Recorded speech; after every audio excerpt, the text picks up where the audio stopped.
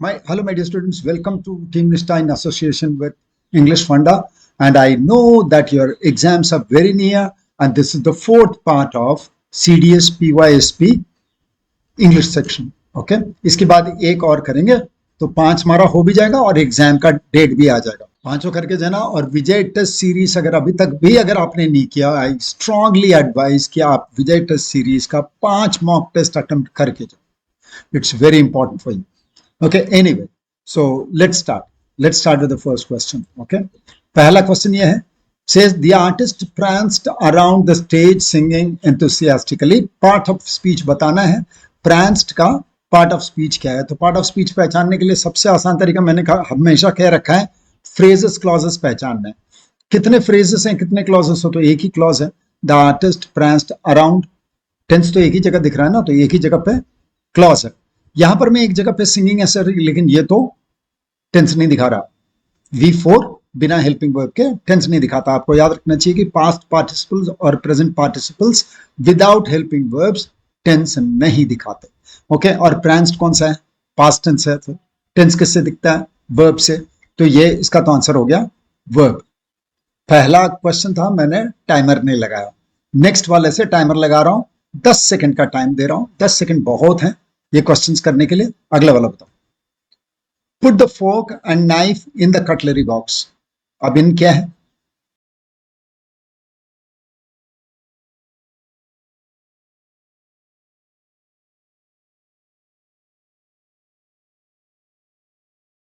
Very good, the answer is preposition. Sir preposition है या adverb है, कैसे पता चलेगा? प्रीपोजिशन है तो उसके बाद में ऑब्जेक्ट दिखाई देगा। अगर प्रीपोजिशन नहीं है, अगर एडवर्ब है तो इन पे खत्म ही हो जाएगा। प्लीज कम इन, ओके, या कम इन क्विकली। कम इन क्विकली, अगर क्विकली लिखा तो एडवर्ब है, तो इन भी एडवर्ब है, याद रखना। इनके बाद अगर ऑब्जेक्ट दिखाई देता है, मतलब एक नाउन या प्रोनाउन दिखाई देता है, तब ये प्रीपोजिशन है, वरना तो ये एडवर्ब। ओके, सो इसका आंसर हो गया preposition. Okay, next one. She came slowly up to the main door.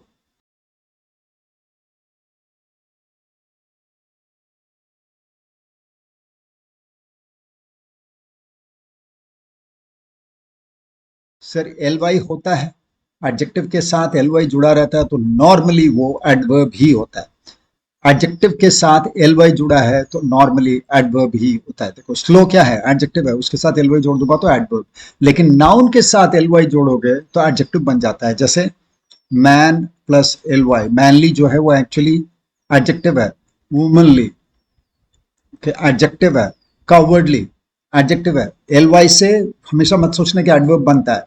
L Y से एडजेक्टिव भी बन सकता है। नाउन से एल वाई जोड़ दूंगा तो एडजेक्टिव बन जाएगा, एडजेक्टिव पे एल वाई जोड़ दूंगा तो एडवर्ब बन जाएगा।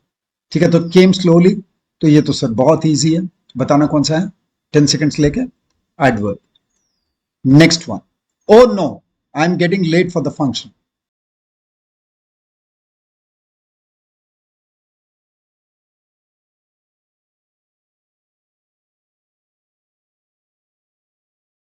क्या है? बहुत इजी सर, इंटरजेक्शन है ये तो, एकदम इंटरजेक्टरी मार्क भी है। Next one. They are all going to attend the function.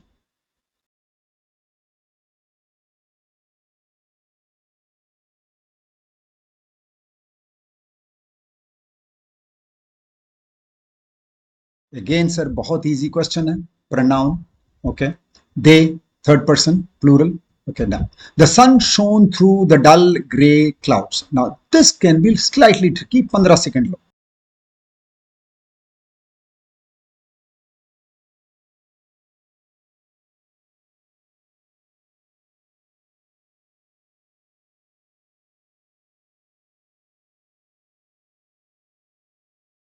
Okay, the answer is कि सर एडजेक्टिव है या एडवर्ब है।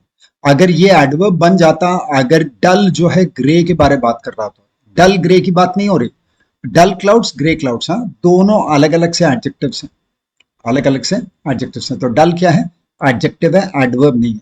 लेकिन अगर डलली लिखा होगा, हाँ, थ्रू द डलली ग्रे क्लाउड्स, अगर ऐसे लिखा होता, डलली लिखा होता तो एडजेक्टिव के बारे में बता रहा होता, वो एडवर्ब बन जाता। Beware. Next one, seventh, 10 seconds.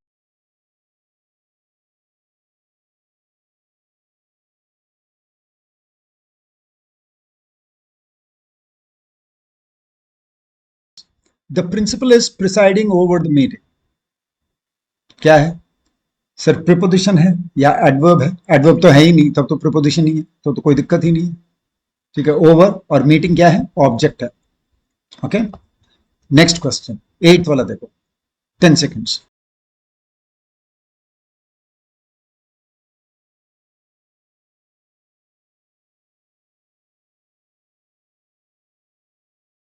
Cash machines permit people to withdraw money at any time. फिर कितने क्लॉज हैं? एक है ना, cash machines permit people to withdraw money at any time, तो फ्रेजेस है। ठीक है, और कौन सा टेंस है? प्रेजेंट टेंस है।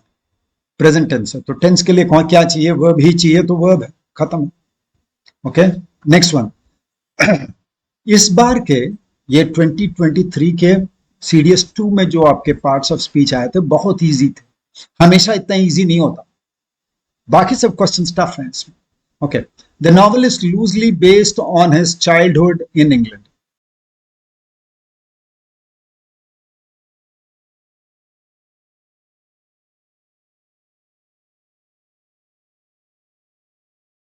सर इज बेस्ड, इज क्या है?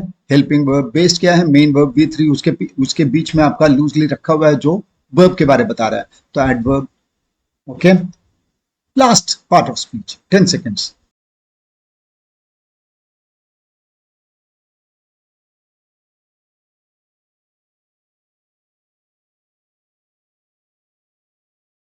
बताओ, since children have so much homework to do, their play time is very limited. Sir दो क्लॉजेस हैं, to do, their play time is very limited.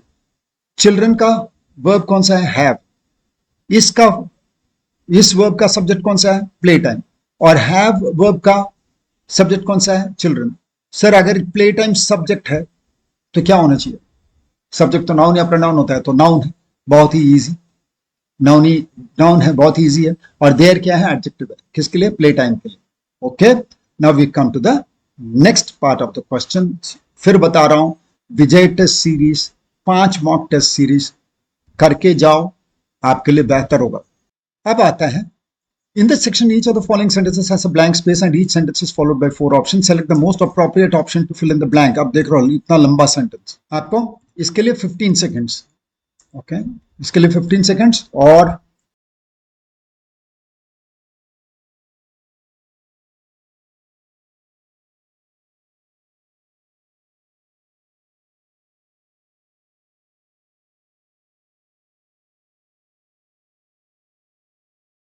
पहले sentence को पढ़ना समझना, उसके बाद करना। सेंटेंस को पढ़ना समझना जरूरी है, नेगेटिव वर्ड चाहिए, पॉजिटिव वर्ड चाहिए। ओके, यहां पर मैं आपको वर्ड चाहिए प्रोस्क्रिप्शन। प्रोस्क्रिप्शन का मतलब है बैनिंग या सेंसर, बैन करना। क्यों सर? एक बार सेंटेंस को पढ़ते हैं। Another version of the play based on the text was reenacted successfully after the prosecution. Prosecution का मतलब क्या है? कोर्ट में ले जाना, केस करके कोर्ट में ले जाना, तो नेगेटिव वर्ड तो आ गया। And eventual proscription of an acting, मतलब प्रोसिक्यूशन हुआ तो बाद में क्या हुआ होगा? उसका रिजल्ट में, इवेंचुअल मतलब रिजल्ट के अनुसार। तो रिजल्ट में क्या आया?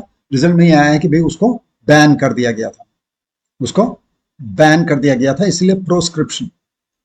ठीक है, and eventual proscription of enacting the play in public theater by the government. Okay, proscribing नहीं होगा क्योंकि हमको ing नाउन नहीं चाहिए, हमें चाहिए प्योर नाउन। ing नाउन क्यों नहीं सर? क्योंकि जब प्योर नाउन होता है तो प्योर नाउन को ही ज्यादा हम अहमियत देते हैं। ओके, और प्रोस्क्राइबिंग एक एक्शन हो जाता है कि भाई अभी कर रहा है टाइप का, नाउन तो है लेकिन दिखाता है जैसे कि अभी हो रहा है। Okay, so proscription. Try the next one, 12th question.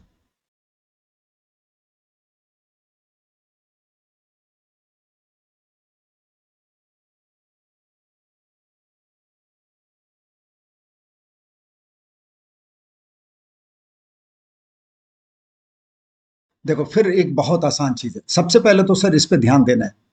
ठीक है, ए लिखा हुआ है, मतलब यहां पर मैं कुछ भी हो एमिलेटिव नहीं हो सकता क्योंकि ए लिखा हुआ है। ग्रामर पे ध्यान देने पर इसका ये फायदा आ जाता है। एमिलेटिव नहीं हो सकता, मीनिंग चाहे कुछ भी। एमिलेटिव का मतलब क्या है? जो हल्का करता है, जो निवारक बन के आता है। एमिलेशन का मतलब है निवारण करना, ठीक है, क्योर करना। तो आ ही नहीं सकता क्योंकि ये लिखा हुआ एन होता तो लिख देता हूं। ठीक है, अब तो तीन ही वर्ड है, रेविज, डिवास्टेटिंग या सेलुब्रियस। ओके चाहिए. There was a dash flood. Flood क्या है? नाउन. नाउन के पहले क्या चाहिए होता है? एडजेक्टिव. तो पक्का रैवेज भी नहीं होगा. रैवेजिंग होता तो लिख सकता था.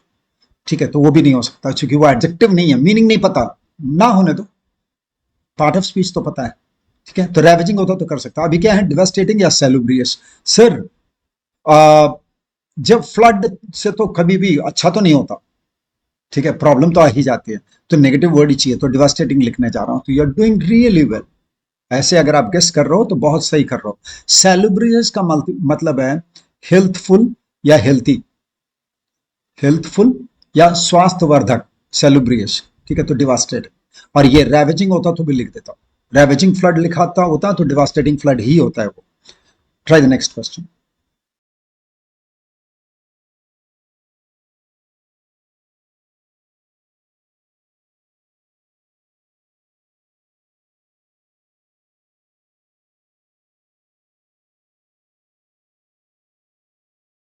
Very easy. ये तो बहुत ही इजी है. सर यहाँ शुड लिखे हो तो हमको V1 ही चाहिए. वर्ब का फर्स्ट फॉर्म ही लिखना पड़ेगा क्योंकि मॉडल है.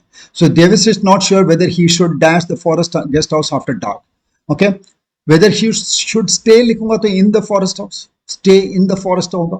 फॉरेस्ट हाउस होगा तो स्टे नहीं आ सकता. लीव के साथ वो प्रॉब्लम नहीं है. ठीक है, लीव के साथ प्रिपोजिशन की जरूरत नहीं है. Weather he should leave the forest house, weather he should leave the forest guest house after dark. Leave हो सकता है. ठीक है, लेफ्ट हो नहीं सकता, लीव्स नहीं हो सकता क्योंकि शुड के बाद हमको V1 चाहिए. तो दो ही वर्ड था, स्टे या लीव. अब सर आपने लीव क्यों लिखा, स्टे क्यों नहीं लिखा? क्योंकि स्टे इंट्रांजिटिव वर्ब है. इंट्रांजिटिव वर्ब के साथ में हमको एक प्रिपोजिशन की जरूरत पड़ेगी, इन की जरूरत पड़ेगी. और लीव जो है वो ट्रांजिटिव वर्ब है, इसलिए उसको डायरेक्टली ऑब्जेक्ट के साथ लिख दूंगा. Leave the forest guest house. और एक चीज याद रखना, the train will leave from platform number 6 is wrong. Wrong क्योंकि लीव क्या है? ट्रांजिटिव वर्ब है. तो बोलना क्या है? The train will leave platform number 6. Leave from नहीं बोलना है क्योंकि वो इंट्रांजिटिव नहीं है. ध्यान रखना. Try the next question.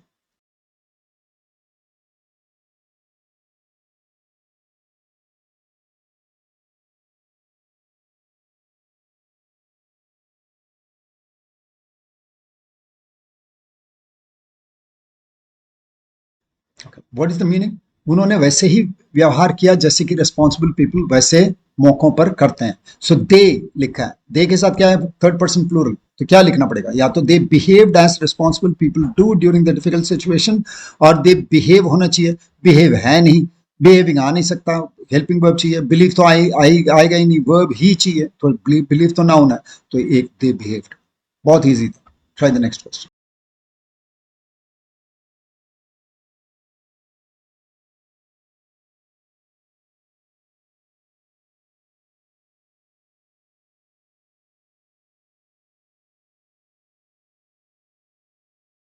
Okay, इसमें क्या बोलते हैं? What is the exact expression? Exact expression है टेक लॉन्ग स्ट्राइड्स. हाँ, बहुत लंबे लंबे कदम. ठीक है, बहुत आगे बढ़ चुका है. तो टेकिंग लॉन्ग स्ट्राइड्स का मतलब है बहुत आगे बढ़ चुका है. तो criminal law has taken long strides in facilitating access to justice. हाँ, काफी आगे बढ़ चुका है.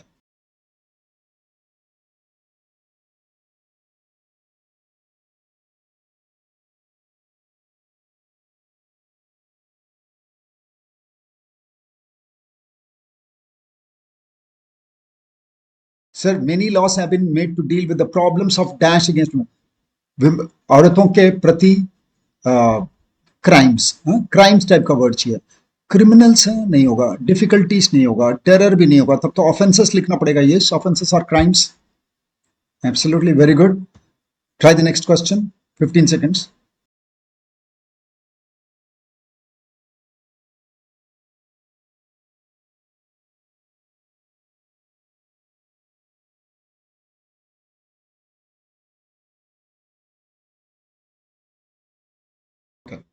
क्या लग रहा है कि सर इसके स्कोप में नहीं आएगा? स्कोप के लिए वर्ड क्या है? A person purchasing goods and services for commercial purposes will also not come under the dash of this act. Scope is purview. हाँ, under the limits of this act बोल सकता था, लेकिन हम बता रहे हैं स्कोप की बात कर रहे हैं. हम बात कर रहे हैं इसके दायरे में नहीं आएगा. लिमिट का मतलब है सीमाओं में नहीं आएगा. दायरे में नहीं आएगा। इसके दायरे में नहीं आएगा मतलब इसके एलिजिबिलिटी नहीं होगी। तो what is the correct word to use here? It is scope or purview, not limits.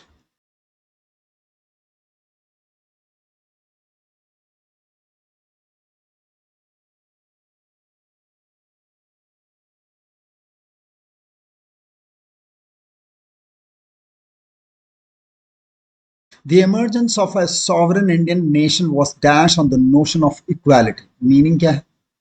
Sovereign Indian nation, India खुद का अपना स्वतंत्र राज बनेगा। हाँ, ये किस किस आधार पे बनाया गया था? नोशन ऑफ इक्वालिटी का मतलब है आइडिया ऑफ इक्वालिटी। तो उसमें क्या है, क्या लिखना पड़ेगा? इंडियन नेशन को किस आधार पे बनाया गया? वर्ड चाहिए हमको, आधार। कौन सा वर्ड है?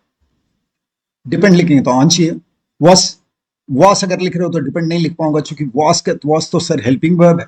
तो थर्ड फॉर्म डिपेंडिंग होना चाहिए या डिपेंडेड होना चाहिए, तो ये तो आउट हो जाता है। लुक्ड ऑन का मतलब तो देखना होता है, नहीं हो सकता। Promised on, the emergence of sovereign Indian nation was promised on the notion of equality. कौन सा हिंदी वर्ड मैंने बताया था? आधारित है। प्रॉमिस किया गया था नहीं, आधारित है। तो कौन सा वर्ड है? प्रेमिस्ड। प्रेमिस का मतलब है आधार। ठीक है, was premised on the notion of equality. 19th question.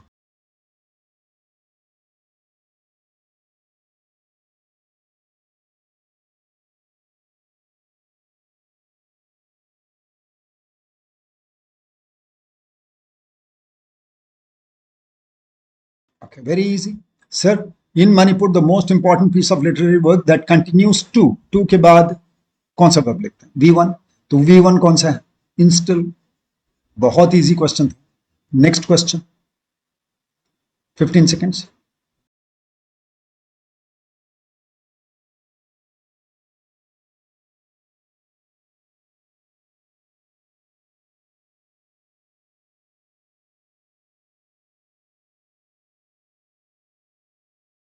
Very good. अगर आपने सोचा सर एविडेंस लिखना है, सही है। Women's autobiographies in the post independence period can be seen as evidence of their literary interest.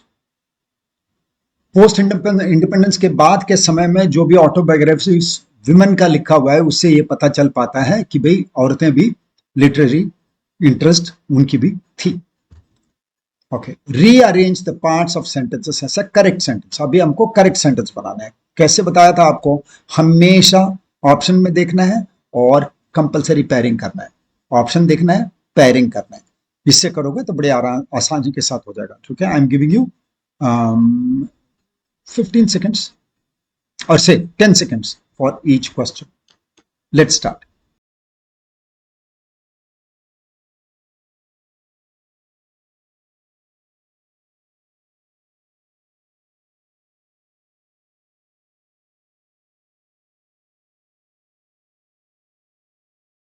Okay, so what I'm saying is, देखो QPS इसमें भी सही है, QPS इसमें भी सही है। ये तीन तो एक साथ ही चलेगा। अब R को पहले रखना है या R को पीछे रखना है, बस that is all was the question here. Okay, it will do better when it is in the front. ठीक है, one could not overlook the diminishing religiosity. Yeah, while plays with mythological content continue to be in vogue, हाँ वो उस समय बहुत popular थे, तब भी one could not overlook the diminishing religiosity. So putting this subordinate clause initially is the best way.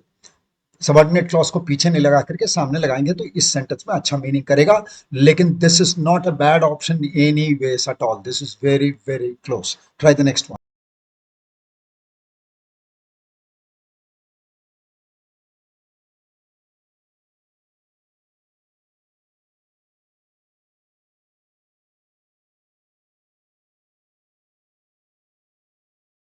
ज्यादा देर लगने पर, ज्यादा देर लगने पर छोड़ के जाना है। 15 सेकंड्स के बाद सर नहीं हो पाया तो नेक्स्ट क्वेश्चन। याद रखना, ये क्वेश्चन में मत फंसना प्लीज।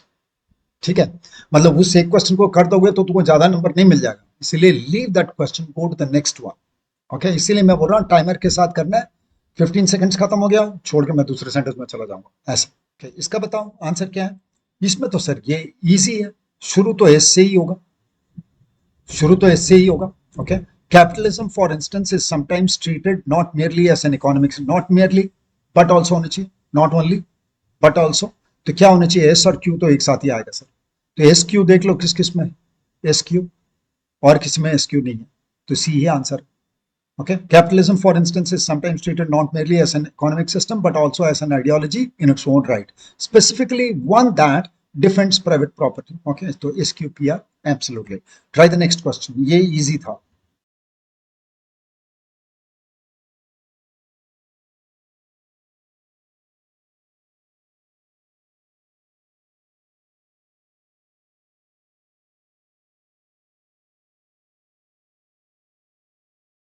इसका तो आंसर बहुत आसान है. इसका आंसर कहां से शुरू होना चाहिए सर? पी से ही शुरू होगा. ओके, तो पी और आर तो एक साथ ही आएगा. पी आर के बाद क्या? पी आर के बाद क्यू या पी आर के बाद एस? तो पहला ऑप्शन एस के साथ है, उसी को देख लो. The equality provisions in the constitution are not merely provisions subject are not merely anti-discriminatory based on the assumption of neutrality. Okay, neutrality of the state towards all citizens, nor are they. तो PRSQ ये सबसे अच्छा sentence है. Next sentence देखो.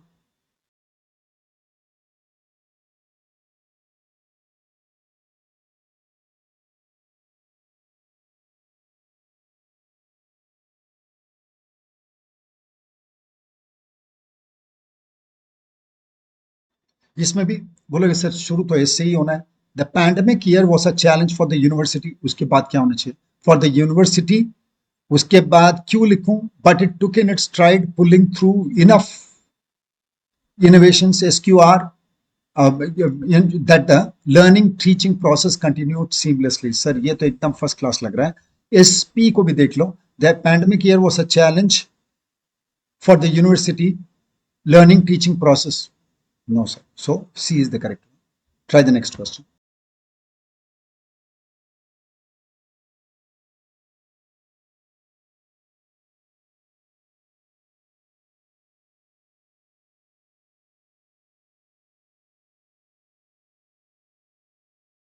इसमें देखो, इसमें भी सर क्यू से ही शुरू होना पड़ेगा.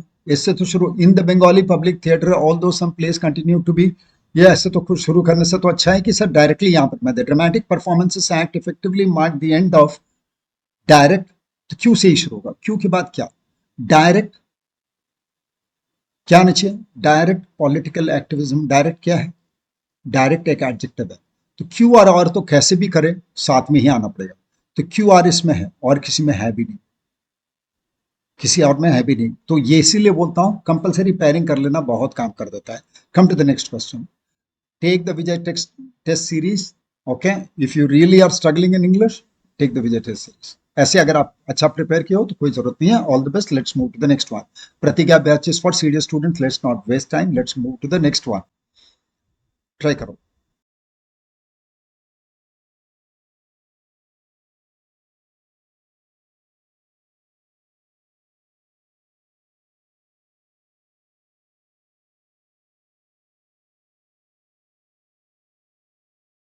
सर इसमें तो क्यू से ही शुरू होना पड़ेगा. A final problem is that tendency towards moderation and compromise may mean the multi-party systems are so dominated by the political center that they are unable to. Sir, that they are unable to. S और R तो एक साथ ही आना चाहिए. SR का देखो connection, और किसी में है भी नहीं. तो हमारा B करेक्ट आंसर है. ये सभी इसी क्वेश्चन थे. पहला क्वेश्चन बहुत डिफिकल्ट था, लेकिन उतने देर लगाना नहीं है. 15 सेकंड्स के बाद move on. Okay, try this.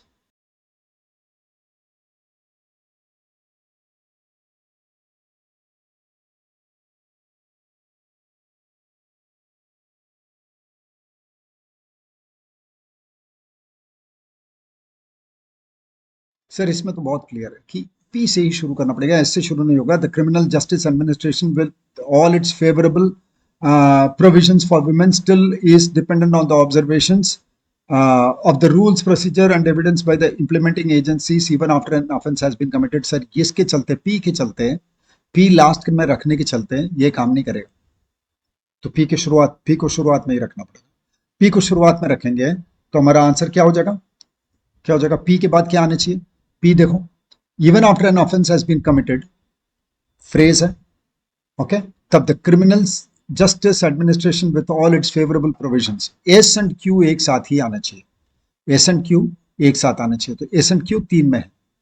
Okay, और पी के बाद एस आना चाहिए. तो P S Q R, A is the correct option. Try the next question. 28.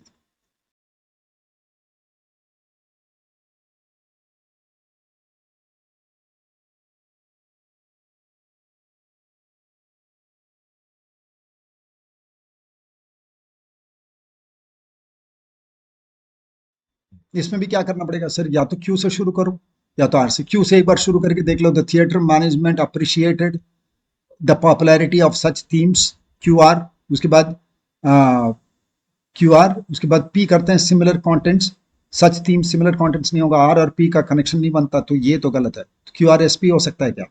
The theatre management appreciated the popularity of such themes and emphasize staging plays with similar contents to earn more revenues, हो सकता है। Q R S P हो सकता है। Okay, Q R S P हो सकता है। P से करके देख लो, पता चल जाएगा। Similar contents to earn more revenues, the theatre management नहीं होगा। Similar contents to earn more revenues S and emphasised, ये भी नहीं होगा। ये हो सकता था, एक बार और देख लेते हैं। Similar contents to earn more revenues, the popularity of such themes and emphasise staging place with करके यहाँ छोड़ नहीं सकते, तो एस से कंप्लीट नहीं हो सकता। तो ये भी दोनों एस से कंप्लीट नहीं हो सकता, तो हमारा answer A he. Okay, 29th question.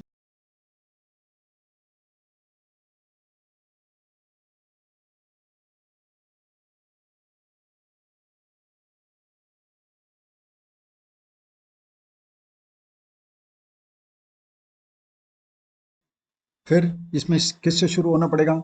P से या एस से? पी से शुरू करके देखते हैं। The supreme court in its majesty, okay, profoundly, the semantic sweep of P S R Q काम नहीं कर रहा सर, पी एस तो काम नहीं कर रहा।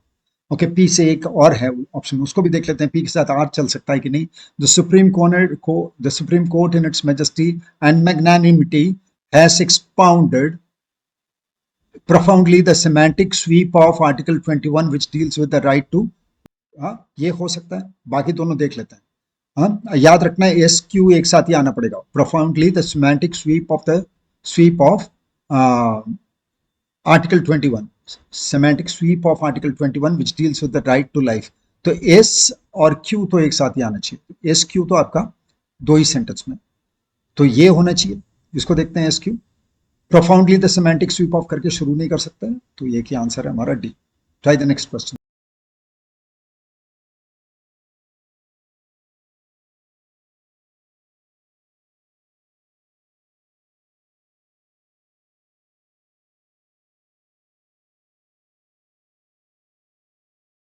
अगेन पी से शुरू है सर, करके देख लो, शुरू नहीं हो सकता। Of unpopular policies or discredited leader और government, Q one of these, ऐसे करके तो शुरू नहीं कर सकते हैं। एस रिजीम और system of rule tells us, नहीं ये भी नहीं हो सकता, क्यू से ही शुरू होना पड़ेगा। क्यू के बाद देखना, one of these is that in focusing on legitimacy of a political in which Q R नहीं हो सकता, तो हमारा answer Q S R P ही होना पड़ेगा, राइट। 31st क्वेश्चन में आओ। अब इसमें अंडरलाइंड ईडियम का मीनिंग बताना है। केटल ऑफ फिश का मीनिंग, 10 seconds।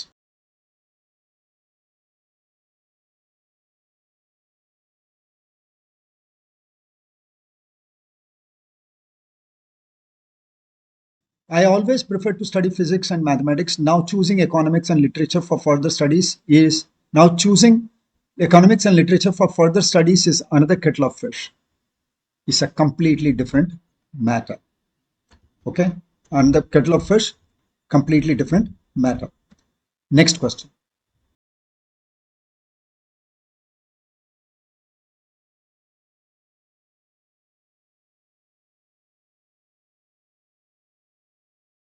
इसका बताओ। He criticized the participants for sitting on the fence and not contributing in finalizing the report. Sitting on the fence का मतलब भाग नहीं लेना, भाग नहीं लेना, तो not taking a decision, सी, भाग ना लेना या साइड नहीं लेना, सिटिंग ऑन द फेंस। ठीक है, आई डोंट केयर वाला एटीट्यूड दिखाना। 33rd,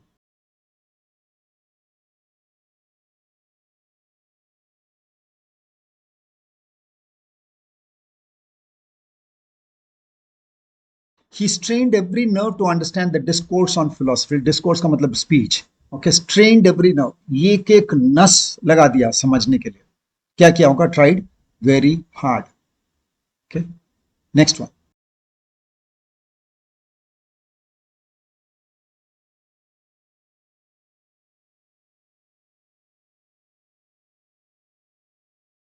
When it comes to using technology, she is completely at sea। At sea का मतलब होता है कंप्लीटली कंफ्यूज्ड, बिल्कुल समझ में ना आना, confused.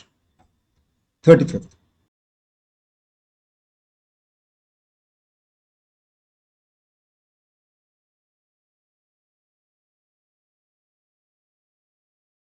he is not a great scholar but he has the gift of the gap। Gift of the gap का मतलब है जुबान चलाने की गिफ्ट होना, ठीक है। तो to speak confidently, to speak confidently, gift of the gap, gap का मतलब होता है जीभ।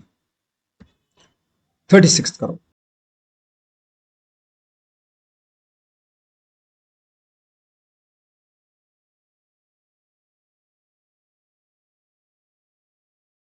ठीक है, बहुत इजी है। This car belong to Ravi but it recently changed hands, मतलब बेच दिया गया है।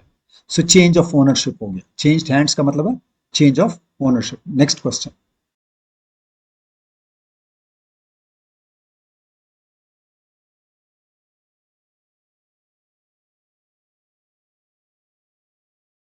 सर पढ़ के ही समझ में आ रहा है कि बहुत ज्यादा काम में एक साथ लिप्त होना, ठीक है। To be involve in too many task at once, so this must be he turn down the new assignment, he felt that he had already too many irons in the fire. New assignment को छोड़ा मतलब illegal activity तो नहीं है, तो having multiple task to complete, having problems in completing task नहीं, having multiple multiple task to complete, ठीक है। प्रॉब्लम हो रही है कि नहीं नहीं पता, आगे नहीं ले रहा हूं लेकिन जितना है उतना कर ही सकता हूं, इसीलिए it's not be it's D.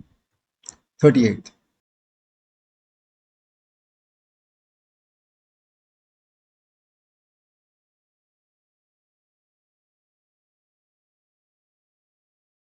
ये तो बहुत बार सुने हम, ब्रेन ड्रेन हो रहा है इंडिया में।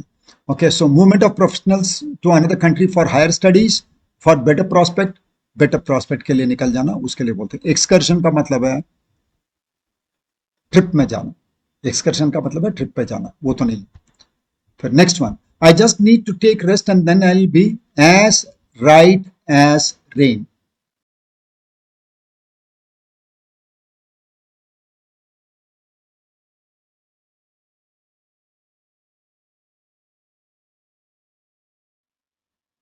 क्या होगा? फ्रेश हो जाऊंगा। तो क्या होना चाहिए? क्या हो जाएगा? To be in good mental and physical state.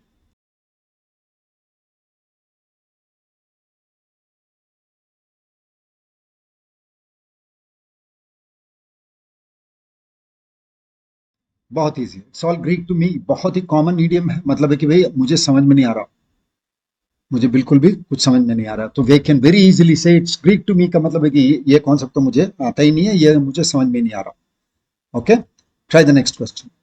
Now error find out करना है, 10 सेकेंड्स, रीड हो जाएगा। छोटे छोटे सेंटेंसेस होते हैं, पूरे सेंटेंस को एक बार पढ़ना है, पार्ट पार्ट में एरर ढूंढने की कोशिश मत करना, पूरे एक सेंटेंस को पढ़ लेना, समझ लेना, उसके बाद एरर ढूंढना।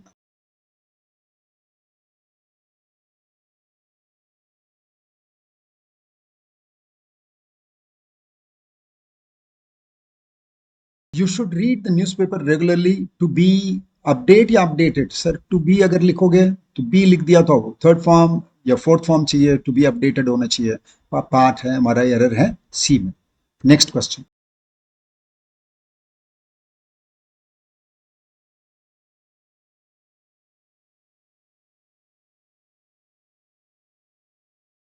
Okay, our grandparents will be visited by us this weekend. लिख तो सकता हूं, there is no error, past आपके पैसिव वॉइस में लिखा हुआ है, देर इज नो एरर, लेकिन ऐसे सेंटेंस बोलना नहीं चाहिए। हमारे ग्रैंड पेरेंट्स हमारे द्वारा विजिट की जाएंगे किए जाएंगे इस वीकेंड में, ऐसे सेंटेंस तो शायद ही बोलना चाहिए। सेंटेंस पूरा ही गलत है, इसलिए किसी पार्ट को मार्क नहीं कर पाओगे। लिखो भाई पैसिव वॉइस सही तो लिखा हुआ है, लेकिन पैसिव वॉइस जहां जरूरत नहीं है वहां नहीं बोलना है, बहुत टेढ़ा हो जाता है सेंटेंस। 43rd क्वेश्चन करो।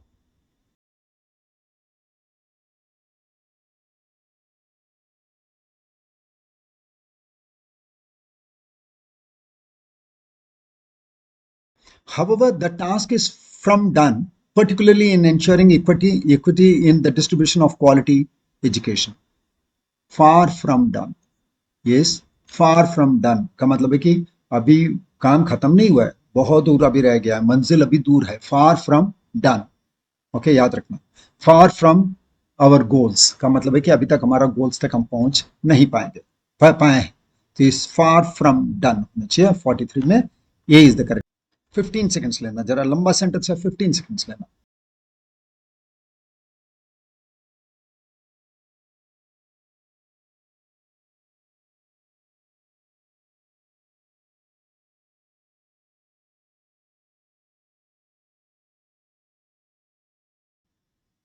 Okay. Looking ahead, the university is expunging revenue generation opportunities to add more facilities for students and staff. ये तो सेंटेंस सर जरा से तो गड़बड़ है, जरा से सोचना पड़ेगा। Looking ahead, the university is expanding revenue generation opportunities to add more facilities for students and staff. पैसे के जो एवेन्यूज हैं उसको मिटा रही है। एक्सपंज का मतलब क्या है? मिटा रही है। और मिटा देंगी तो नया चीज कहां से बनाएंगे? तो कौन सा वर्ड लिख दिया गया? एक्सप्लोरिंग लिखना था, उसको एक्सपंजिंग लिख दिया गया। तो there is an error in part B, exploring लिखना है। 45th,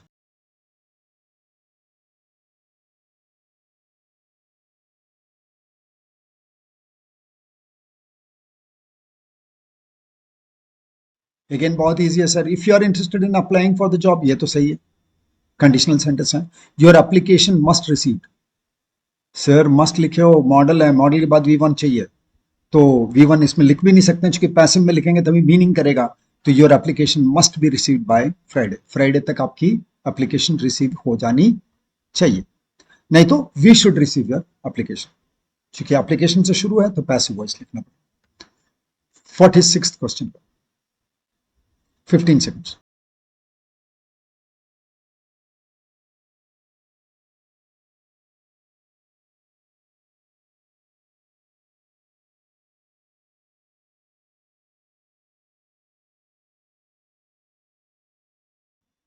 सर इसमें तो कोई एरर नहीं है। Perhaps the biggest threat today is the impact of climate change on food systems and livelihoods of poor farmers. No error. The sentence is absolutely fine. 47th question.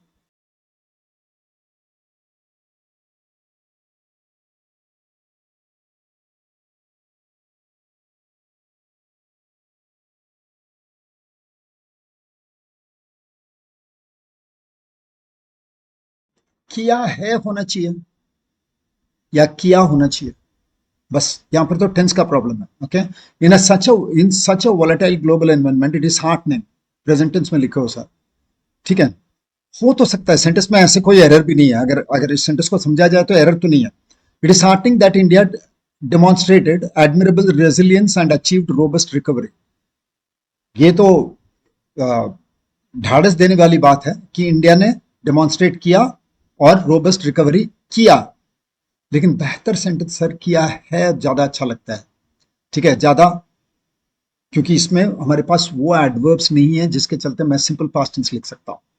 तो किया है present का ही बात करते चलें, क्योंकि यहां पर मैं पहला जो वर्ब है वो हमारा प्रेजेंट टेंस में, तो क्या कर देंगे? That India has demonstrated admirable resilience and achieved robust recovery. Okay, so C में error है इस पार्ट में। Okay, try the next question. 48.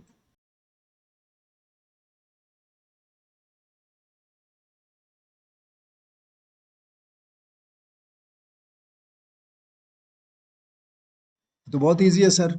Right an email to your friend well expressing you regret, expressing your regret, है ना, यहाँ तो adjective चाहिए तो पोजेसिव प्रोनाउन लिख देंगे, expressing your regret for not being able to attend his birthday party.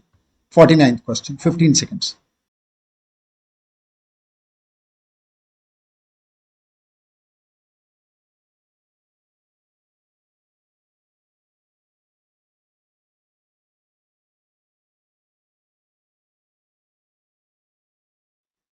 Okay, बहुत easy है सर, सेंटेंस समझ में आ रहा हो तो बहुत इजी है, इसीलिए सेंटेंस को पूरा पढ़ना है। याद रखना, सेंटेंस पूरा पढ़ोगे तो समझ में आएगा, पार्ट पार्ट में करेक्शन करने की कोशिश नहीं करनी चाहिए।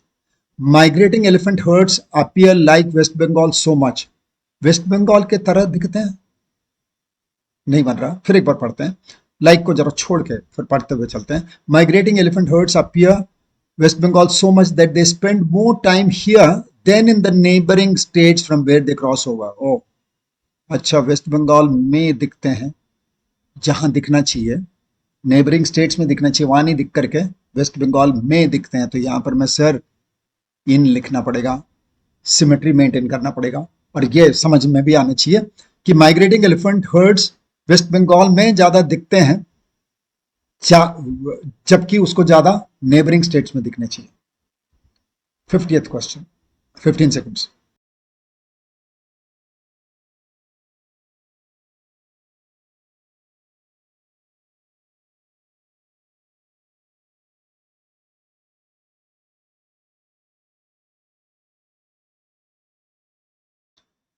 This sentence has a problem. ये तो इजी है, ये तो बहुत इजी क्वेश्चन है। यहां पर मैं tuck neatly under the pile of clothes, sir trucked नहीं टक्ट, हाँ, पुश करके रखना, टक करके रखना, ओके। तो ट्रक्ट नहीं होना चाहिए, टक्ट। सो इस बार तो 2 बार सेंटेंस करेक्शन में वर्ड का मिसयूज भी आया है, okay. By way, try the next one. अब ये अंडरलाइन वर्ड का मीनिंग बताना है, मतलब सिनोनिम बताना है। टेक 10 सेकंड्स, 10 सेकंड से ज्यादा नहीं चाहिए। और क्या करना चाहिए सर, इतना भी याद आया कि सेंटेंस नेगेटिव, ये वर्ड नेगेटिव कॉन्टेक्स्ट है या पॉजिटिव कॉन्टेक्स्ट है, तो गेसिंग किया जा सकता है। अगर आपको पार्ट ऑफ स्पीच पता है कि एडजेक्टिव है, नाउन है, तब भी किया जा सकता है। पार्ट ऑफ स्पीच से कैसे सर, अगर ये एडजेक्टिव है तो आंसर एडजेक्टिव में ही होना चाहिए, ये नाउन है तो आंसर नाउन में ही होना चाहिए, ये वर्ब है तो आंसर वर्ब में ही होना चाहिए। ये भी एक चीज होती है, ठीक है। तो let's understand his views on the matter or utopian। 10 seconds।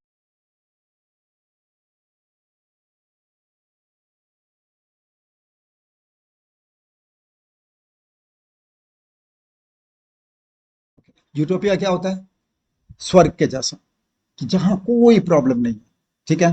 तो रियलिस्टिक होगा या अनरियलिस्टिक, सर ये तो हो ही नहीं सकता ना, स्वर्ग तो कोई ने देखा नहीं।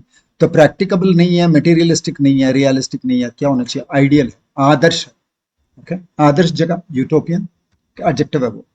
Next one, 10 seconds.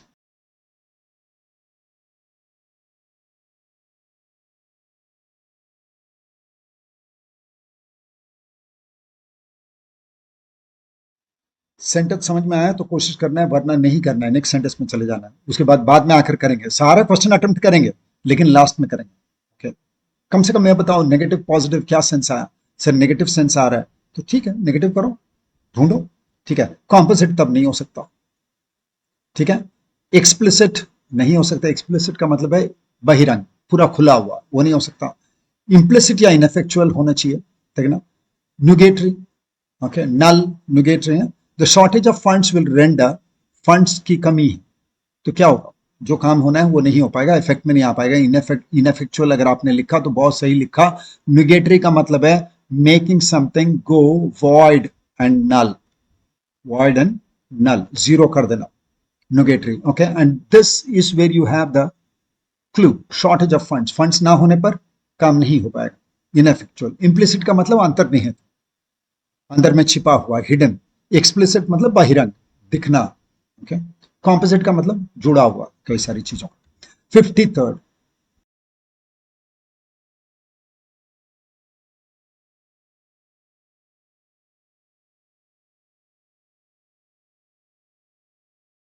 He collapsed on the floor, गिर गया, तो कन्वल्स गया, तो गिर गया, तो पहले क्या किया होगा, पहले तड़पा होगा, है ना। कन्वल्सिंग का मतलब है तड़पना, तो क्या होना चाहिए, shivered, crouched, shouted, cried, shivered. Crouch का मतलब है दुबकना, क्राउच का मतलब दुबकना। नेक्स्ट वन,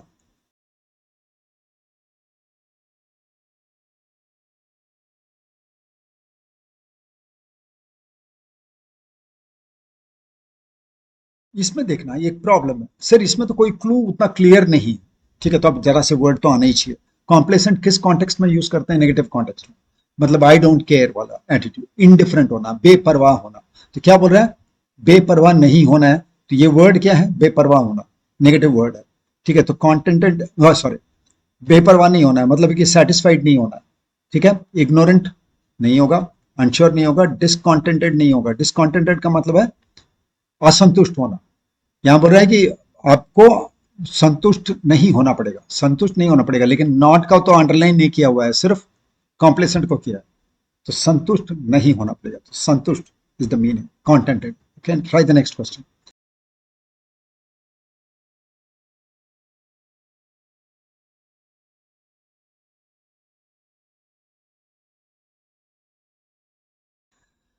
देखिए, employees rejected the derisory pay offer, reject कर दिया तो पार्शियल होगा, फुल होगा, इनएडिक्वेट होगा या डेरोगेटरी होगा। सर दो में से एक होना चाहिए, डेरोगेटरी या इनएडिक्वेट। इनएडिक्वेट ज्यादा अच्छा लग रहा है यहां पर। मैं तो सर इनएडिक्वेट के हिसाब से सेंस आ रहा है। Rejected the derisory pay offer, क्योंकि पे ऑफर कम था इसलिए इनएडिक्वेट लिखा, लेकिन डेरोगेटरी भी हो सकता है, बदनामी करने वाला, इंसल्टिंग। लेकिन इंसल्टिंग मीनिंग से ये लिखा हुआ नहीं है, एक ही वर्ड का दो मीनिंग हो सकता है, उस मीनिंग से लिखा नहीं है, तो इनएडिक्वेट के मीनिंग से लिखा हुआ है। Okay, Vijay mock test series. Again, let me remind you, this is one thing that can actually give you a lot of confidence to handle questions. Okay, you should do it. Do the five mock tests and go to the examination hall. And for anybody who is going to prepare for CDS or NDF or CAPF next year, the batches are open. You can join. Meaning और बताना है. They successfully diffused the situation.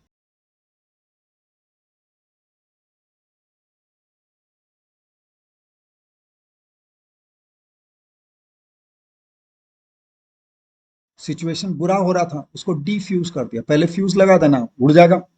Diffuse कर दिया मतलब क्या किया होगा? Mitigate किया होगा, मीडिएट किया होगा, एक्टिवेट किया होगा या नरेट। मिटिगेट किया होगा। मिटिगेट का दुष्प्रभाव को कम करना। Okay, to make the bad effects become less. Okay, ameliorative. 57th, the business floundered during the pandemic. Pandemic के समय में क्या हुआ होगा?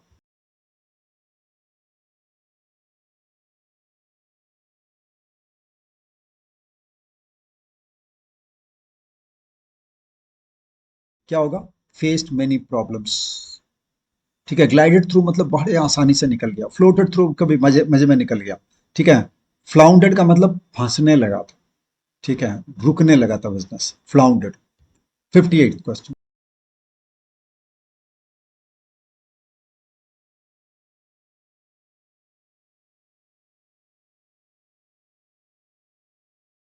His speeches were models of brevity. Sir बहुत लंबा लंबा भाषण देता होगा, ऐसा भी हो सकता है। छोटी छोटी बातें भाषण देता होगा, वो भी हो सकता है। तो यहां पर मैं क्या करूं सर? लेंथीनेस भी लिखा है, कंजेशन भी लिखा है, तो जरा सा दिमाग लगाओ। ऐसा कोई वर्ड दिमाग में आ रहा है जिसमें ब्रे आता है और छोटा है या बड़ा है? बोले सर ब्रीफ। हाँ सर, ब्रीफ मतलब छोटा। कहीं वहीं से तो नहीं आया? सही आया है। मीनिंग है कंसेशन। कंसेशन का मतलब छोटा। लेंथीनेस नहीं है, परमानेंस नहीं है। एग्जाम्पलरी का मतलब एग्जाम्पल के तौर पे। 59th क्वेश्चन,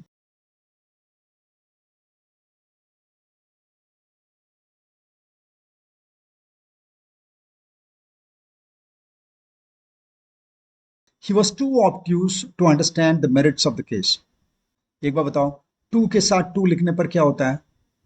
इतना की कुछ ना हो। It's too hot to go out. इतना गर्म है कि बाहर नहीं जाया जा सकता है। तो वो इतना ऑब्ट्यूज था कि वो मेरिट्स ऑफ द केस को समझ नहीं पाया। ये सेंस है ना? इतना ऑब्ट्यूज था कि वो मेरिट्स ऑफ द केस को समझ नहीं पाया। तो ऑब्ट्यूज क्या होगा? बुद्धिमान या बेवकूफ? बेवकूफ। Very good. डल। ठीक है, यहाँ ग्रामर आपको मदद कर देगा। It's too hot to go out, इतना गर्म है कि बाहर नहीं जाया जा सकता है। तो टू ऑब्ट्यूज टू अंडरस्टैंड, इतना ऑब्ट्यूज था कि समझ नहीं पाएगा। तो ऑब्ट्यूज का मीनिंग क्या हो गया? Dull. Try the next question.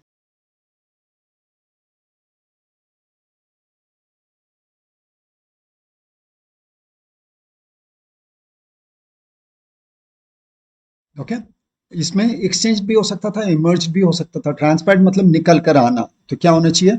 Emerged. Emerge का मतलब तो मिला देना, ब्लेंड कर देना। Okay, now in these questions S1 and S6 are fixed. अभी इसमें 30 सेकेंड्स मिलेगा, इसमें आपको टाइम लगेगा। इसमें भी क्या करना है? S1 और S6 पे जो जुड़ेगा, जो भी सेंटेंस जुड़ेगा वो आपका पहला सेंटेंस है। उसके बाद कंपलसरी पेयरिंग करना है। ठीक है, take 30 seconds and do this question.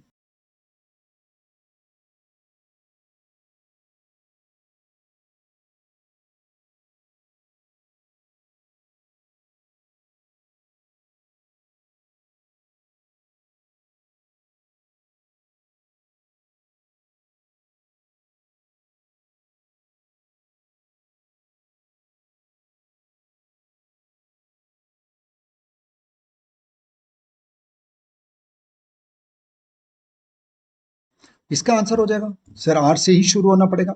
Okay, और क्यू एस एक साथ आना चाहिए।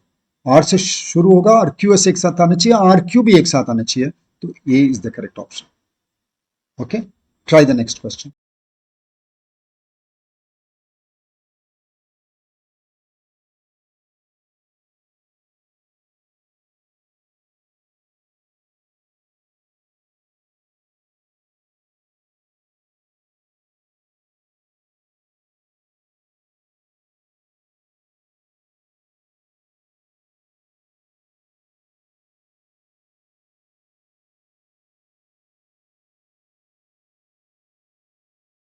सर ये तो और आसान है, इसमें आर पी भी एक साथ आना चाहिए, एस क्यू भी एक साथ आना चाहिए, आर पी और एस क्यू एक साथ आना चाहिए, तो और कोई है ही नहीं, हमारा सी ही हो सकता है। कंपलसरी पेयरिंग बहुत काम कर देते हैं। ठीक है, try the next question.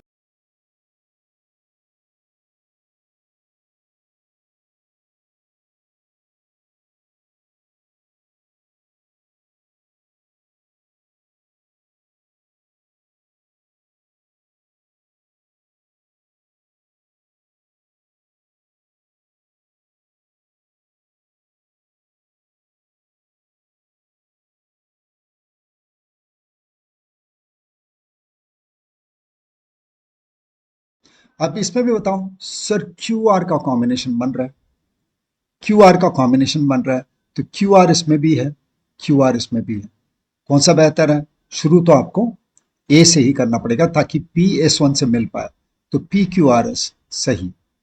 Okay, try the next question.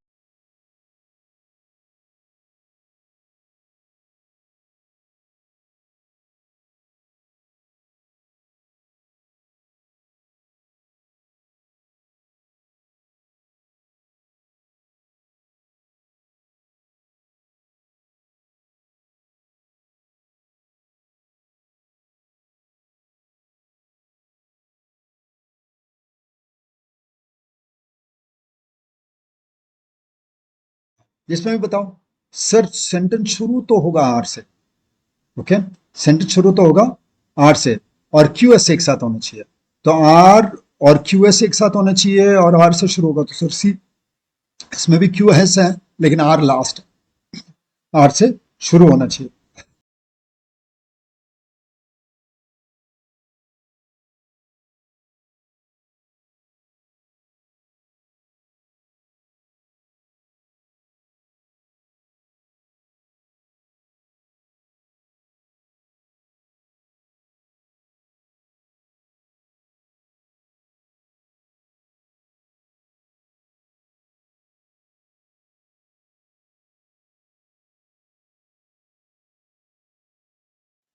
Sir इसमें तो लास्ट सेंटेंस तो आर ही होना चाहिए, लास्ट सेंटेंस तो आर होना चाहिए, तो आर से तो दो है, शुरू किससे होना चाहिए? क्यू से। आंसर है ए। ठीक है, try the next question.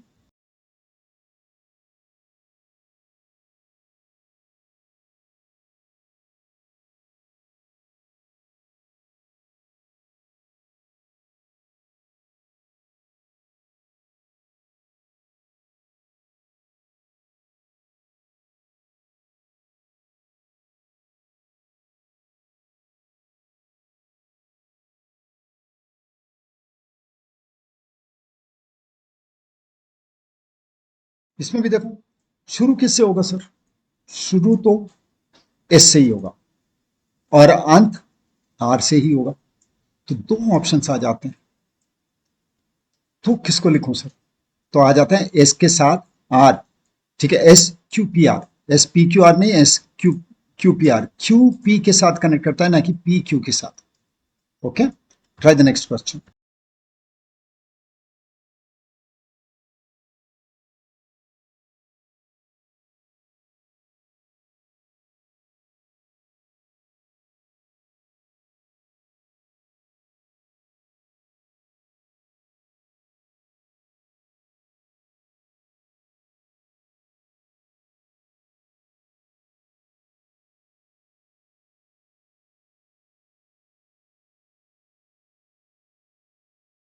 Sir इसमें भी एक तो समझ में आ गया कि पी और क्यू एक साथ आएगा, तो पी क्यू एक साथ आएगा तो दो ही ऑप्शन दिखता है सर, दो ही ऑप्शन दिखता है, शुरू किससे करूं?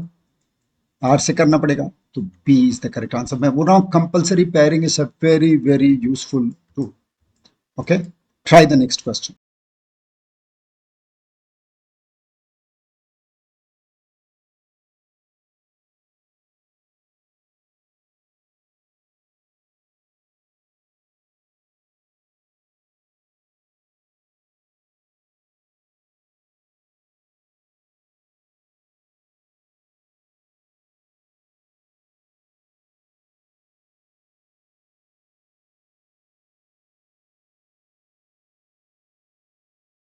अगेन सर, पी आर का कॉम्बिनेशन, पी आर का कॉम्बिनेशन, तो फिर पी आर इसमें भी है, पी आर इसमें भी है।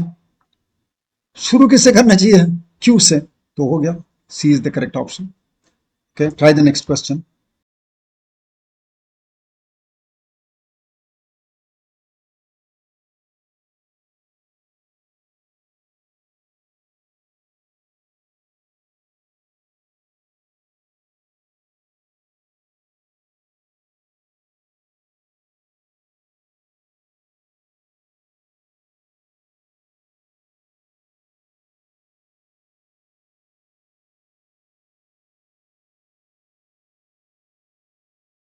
सर इसमें तो बहुत इजी है, इससे तो शुरू नहीं होगा। On the other hand, okay, there exist a close relationship between meteorology and climatology, तो रिलेशनशिप बताया नहीं है, तो ऑन द अदर हैंड कर नहीं सकते, तो आर से तो शुरू नहीं होगा। शुरू तो होगा एस से ही, है कि नहीं? एस के बाद क्यू या एस के बाद P? Sir Q last sentence होना चाहिए, तो पहला answer S P R Q. Try the next question.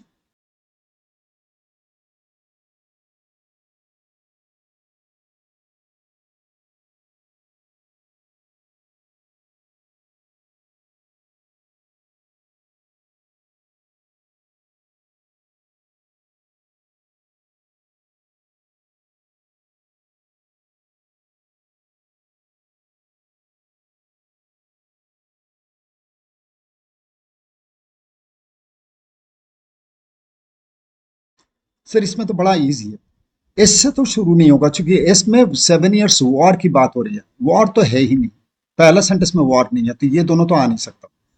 Q से हो सकता है, क्योंकि ये यहाँ बात कर रहा है social economic and cultural transformation in the 18th century, तो क्यू से तो शुरू हो ही सकता है, तो क्यू के बाद आर या क्यू के बाद एस। बोले सर पी आर का कॉम्बिनेशन तो पक्का है, तो B is the correct option. Next question, अब इसमें ऑपोजिट मीनिंग बताना है। अगेन सेम तरीका लगाएंगे जो सिनोनिम्स में लगा रहे थे, नेगेटिव सेंस है पॉजिटिव सेंस है लगा लेंगे, और उसके ऑपोजिट ढूंढ लेंगे। ओके, सेंटेंस को पढ़ के पहले सेंस लगा लेते हैं कि सर नेगेटिव सेंस में लिखा है या पॉजिटिव सेंस में, वर्ड आता है तो बहुत अच्छी बात है। Okay, okay, take 10 seconds।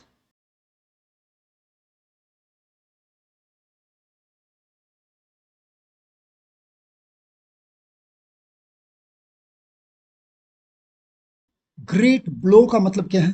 बहुत जोरदार झटका लगा, किस पे? इनविंसिबल, अजय इमेज बना था, किसका? ब्रिटेन का, तो मतलब हार गया होगा, तो इनविंसिबल का मतलब क्या है? अजय, तो क्या होना चाहिए? जिसको हराया जा सकता है, तो क्या होना चाहिए? वल्नरेबल। ओके, इनवल्नरेबल लिखा होता तो वो इनविंसिबल है, वल्नरेबल का मतलब जिसको बहुत जल्दी हार्म पहुंचाया जा सकता है। इनविंसिबल, इम्प्रेग्नेबल, अनबीटेबल और इनसरमाउंटेबल तीनों ही इसका सिनोनिम है। इनविंसिबल, इम्प्रेग्नेबल, अनबीटेबल, इनसरमाउंटेबल तीनों ही सिनोनिम्स है। ट्राई द नेक्स्ट वन, तो ऑपोजिट चाहिए हमें, इसीलिए नेक्स्ट क्वेश्चन ट्राई करो।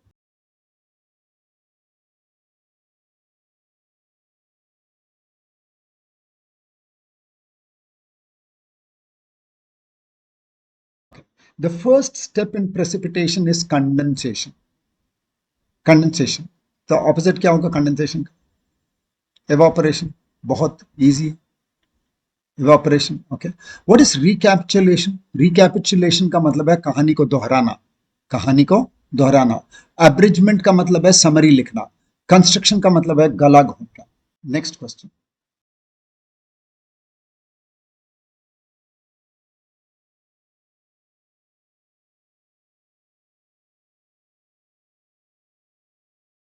Large scale social economic political and transformation, मतलब अशर का मतलब तो तब तो अच्छा होता है सर, हाँ, नई चीजों को ले आना, तो इसमें क्या हो जाना चाहिए? बुरी चीजों को लाना, तो क्या आना चाहिए? ऑब्स्ट्रक्टेड। ओके। अशर्ड का मतलब लेके आना, अच्छी चीजों को लाना, अच्छी चीजों को रोकना, obstruct.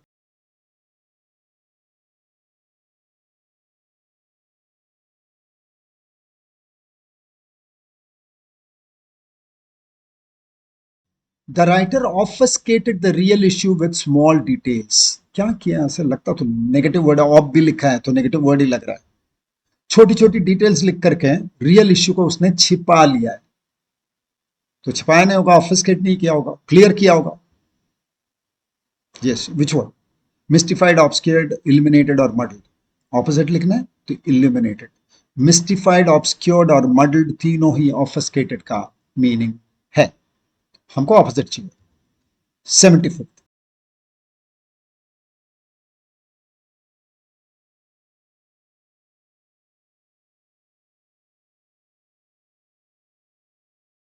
the horror and abomination of the system of sati in India was condemned thoroughly. Okay, sati system abomination था। अबॉमिनेशन मतलब बहुत ही घृणा लायक काम। ठीक है, तो क्या होना चाहिए? एडोरेशन, है ना? एडोरेशन का मतलब अप्रिसिएशन। एबॉरेंस का मतलब क्या है? एबॉमिनेशन। डिटेस्टेशन का मतलब वही है। टर्मिनेशन का मतलब तो रोकना या तोड़ना होता है। ओके, तो एबॉरेंस और डिटेस्टेशन सिनोनिम्स है। Next question.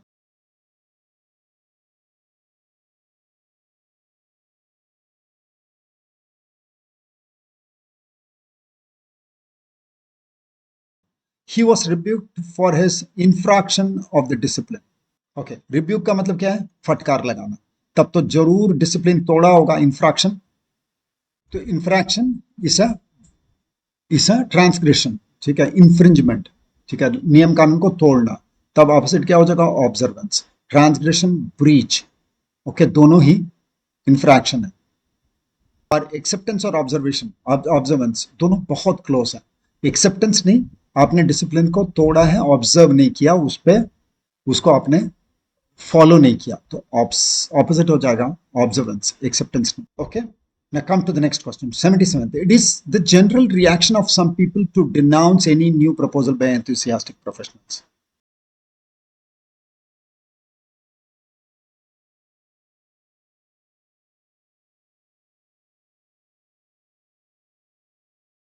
क्या लिखा है? कुछ लोग हमेशा डिनाउंस करते हैं। सर देखने में तो नेगेटिव वर्ड लग रहा है, तो पॉजिटिव वर्ड ढूंढ लो। ठीक है, तो दो ही हो सकता है। और क्या बोल रहे हैं? People to denounce any new proposal by enthusiastic professionals. कोई भी नया प्रपोजल आया तो उसको डिनाउंस करना, उसको बोलना कि ये बेकार है। क्या करना हो जाएगा? Appreciate, absolutely. सेंसर का मतलब सेम ही चीज होता है। डिनाउंस करना, सेंसर करना मतलब एक ही है। ठीक है, क्रिटिसाइज करना। और ये कमेंट तो न्यूट्रल वर्ड है, और यहां डिनाउंस का ऑपोजिट चाहिए हमको, पॉजिटिव वर्ड, अप्रिशिएट। 78 बताओ।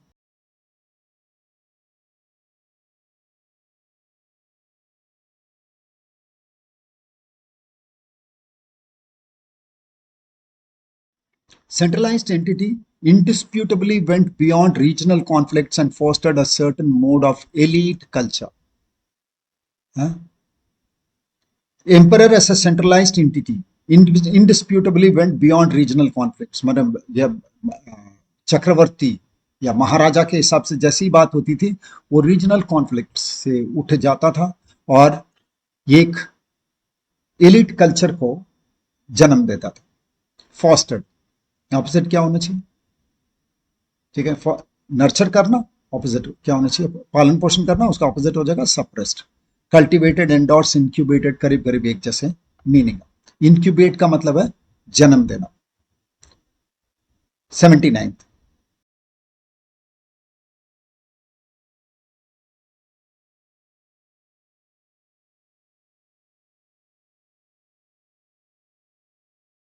सर ये भी नेगेटिव वर्ड ही लग रहा है। For the aspiring East India Company that looked at every opportunity for expansion and self aggrandisement. Self aggrandisement, खुद को ही बड़ा बना के दिखाना। हाँ, the century had to be projected as one of instability. ठीक है, एक्सपेंशन भी फैलाते भी जा रहा था और दिखा रहा है कि मैं सबसे आगे बड़ा हूं, ये दिखाने की इसकी कोशिश हो रही। सेल्फ अग्रैंडाइजमेंट, तब क्या हो जाएगा? खुद को विनम्र दिखाना। तो विनम्र इसमें कौन सा वर्ड है? ह्यूमिलिटी। एग्जैजरेशन, अपलिफ्ट और एलिवेशन एक ही वर्ड है, अपलिफ्टमेंट बोलकर कोई वर्ड नहीं होता। ओके, एग्जैजरेशन, अपलिफ्ट और एलिवेशन सेल्फ एग्रेंडाइजमेंट ही है। 8 ये तो पता।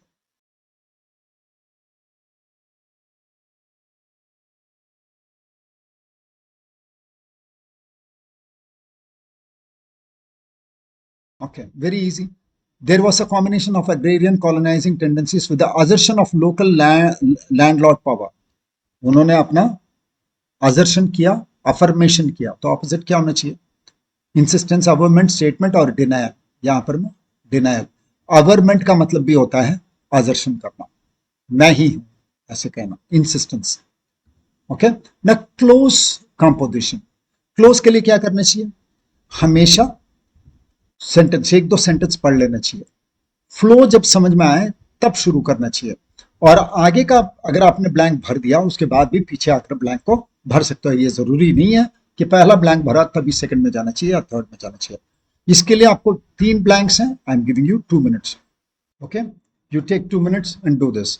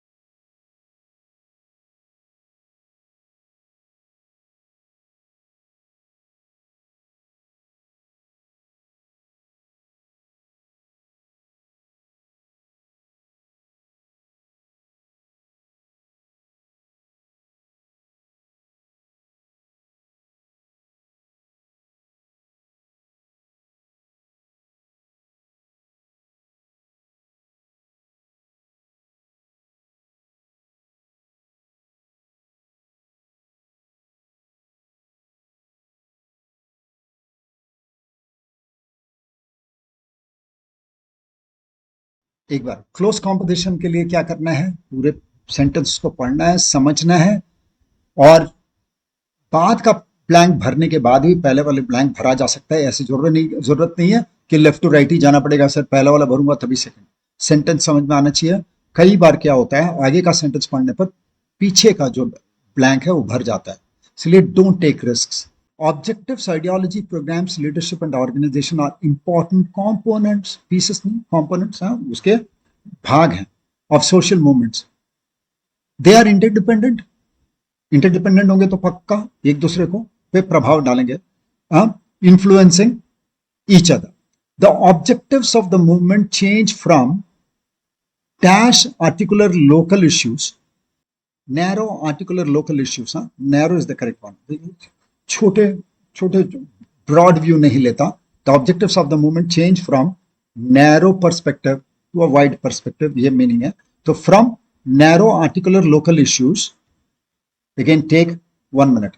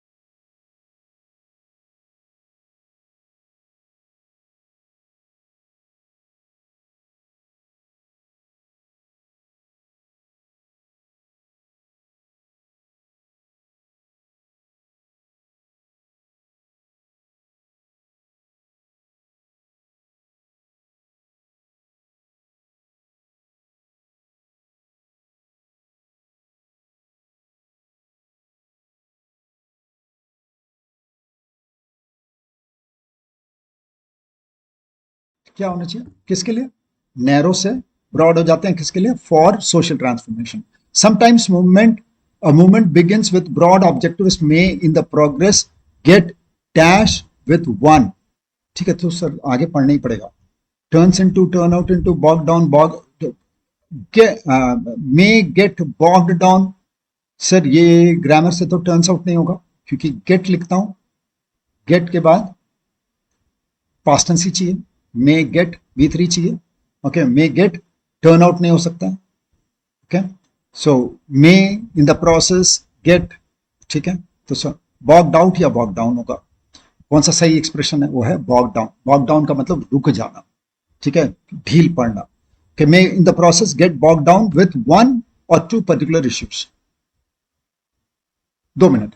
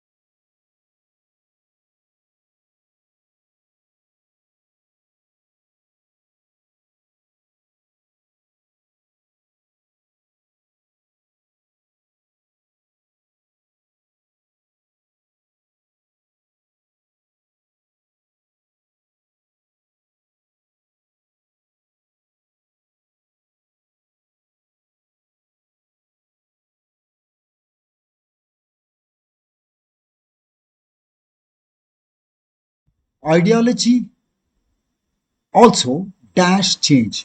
आइडियोलॉजी भी बदल जाता है, undergoes change. It provides direction for evolving strategies and programs and also keeps the participants together by developing feeling of we-ness. एक साथ होना.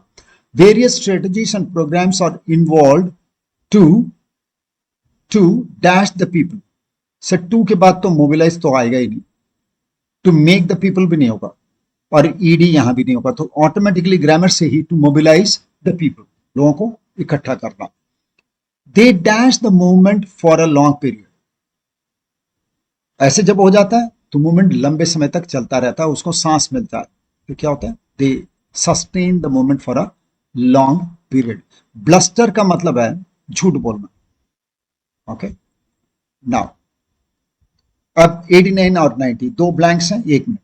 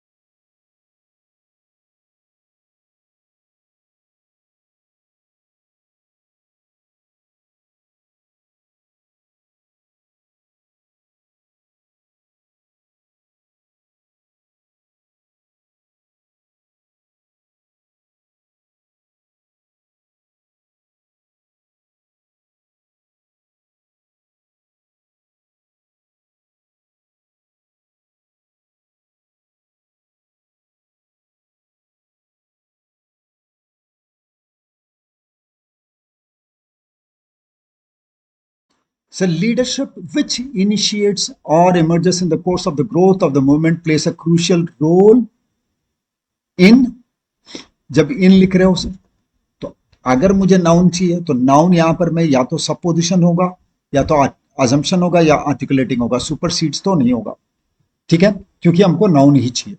और क्या बोलता है कि in the course of the growth of the movement place a crucial role in dash ideology and objectives. Assumption ideology meaning नहीं बताया सर, आइडियोलॉजी और ऑब्जेक्टिव्स को अच्छी तरीके से व्यक्त करना, तो आर्टिकुलेटिंग। Okay okay 10 seconds. हाँ,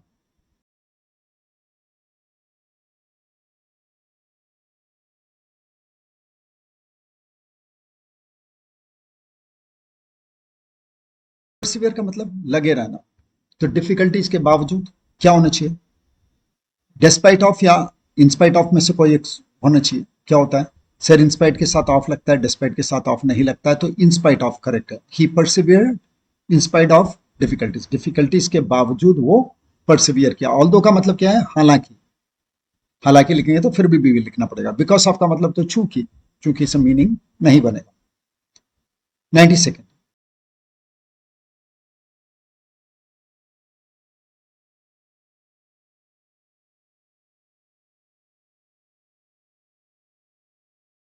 वो धीमे धीमे चला, क्यों, क्योंकि बैंडेज लेग था, because of his bandage leg. Easy.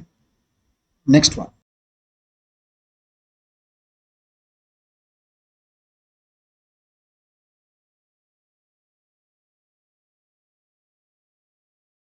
को 50,000 रुपए चाहिए थे, इन भाई he accepted the car, car को ले लिया। जब 50,000 रुपया नहीं दे पाया तो बोला कि चलो उसके बदले में कार दे दो। तो उसके बदले में कौन सा वर्ड होता है सर, बाहर कुछ तो दिख नहीं रहा है, तो यही होना चाहिए, पक्का वही है, इन lieu of. In lieu of मतलब उसके अवज में। He accepted the car in lieu of his claim for 50,000, 50,000 के क्लेम के अवज में उसने कार ले लिया। 90।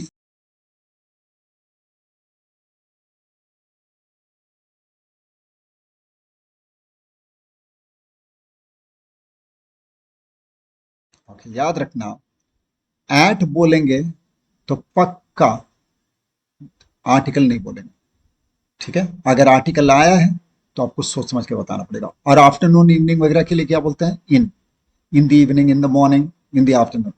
Okay, at night, at day time, article नहीं लिखेंगे। 95th करो।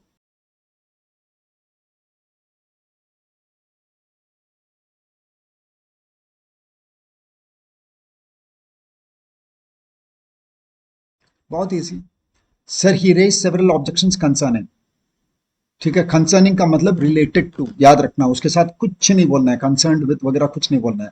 कंसर्निंग का मतलब होता है रिलेटेड टू, ऐसे ही टू भी इसी में जुड़ा रहता है, इसलिए कुछ नहीं बोलना है। I am here concerning the refund of my money. I'm here concerning the refund.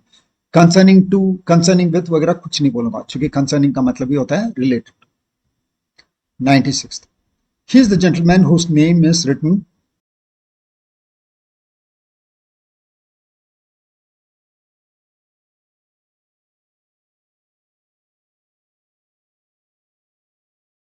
Board पे लिखा है, बहुत है, बहुत इजी है sir, written on the board. 97th करो।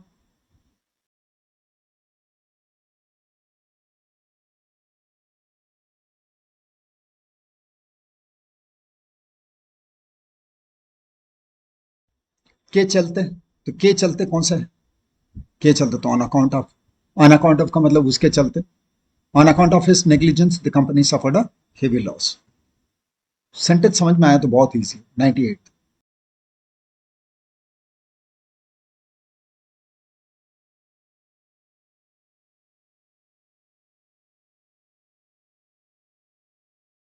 ही was arrested by the police, police उसे अरेस्ट कर ही ली।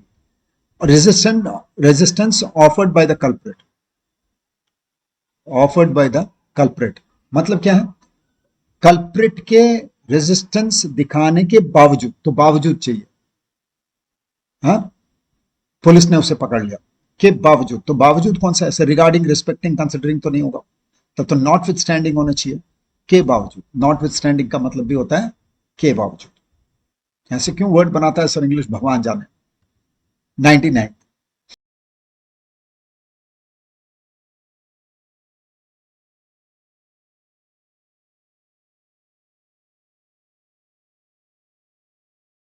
ये सबको हम बोलते हैं कंपाउंड प्रीपोजिशंस। सर यहाँ पर मैं तो सेम आ गया, इसी को मार्क कर देता हूँ ऑन अकाउंट, लेकिन प्रॉब्लम क्या है, ऑफ नहीं है यहाँ पर, on account of his illness नहीं है, तो बिवेयर, तो ये तो आ नहीं सकता। इन कॉन्सिक्वेंस टू नहीं होता है, इन कॉन्सिक्वेंस का मतलब उसका नतीजा होना, किसी चीज का नतीजे में आना। ओके, इन ऐसा कॉन्सिक्वेंस बोलते हैं, इन कॉन्सिक्वेंस टू भी नहीं बोलते हैं, ऐसा कॉन्सिक्वेंस, नतीजे में। Okay, so as a consequence of, आ तो गया सर, आपने बोला था ऐसा कॉन्सिक्वेंस, इन कॉन्सिक्वेंस नहीं होता है। सब्सीक्वेंट बोलूंगा तो टू, सब्सीक्वेंट टू, उसके बाद होना, उसके बाद होना, सब्सीक्वेंट टू बोलना है। ठीक है, ये सबको बोलते हैं compound preposition. Sorry, 100th question.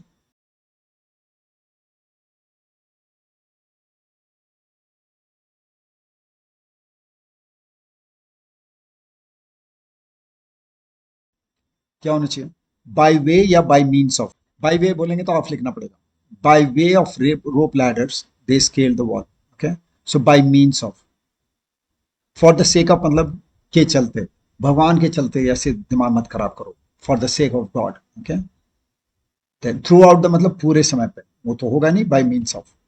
Okay, completion of sentence, this are tricky. Completion of sentence के लिए आपको दो चीजें दिमाग में रखना है, पहले का स्ट्रक्चर, सेंटेंस कैसे चल रहा है, क्या मीनिंग करने जा रहा है, उसके साथ ही आप लिख पाओगे। इस पे भी टेक 10 सेकेंड। सॉरी,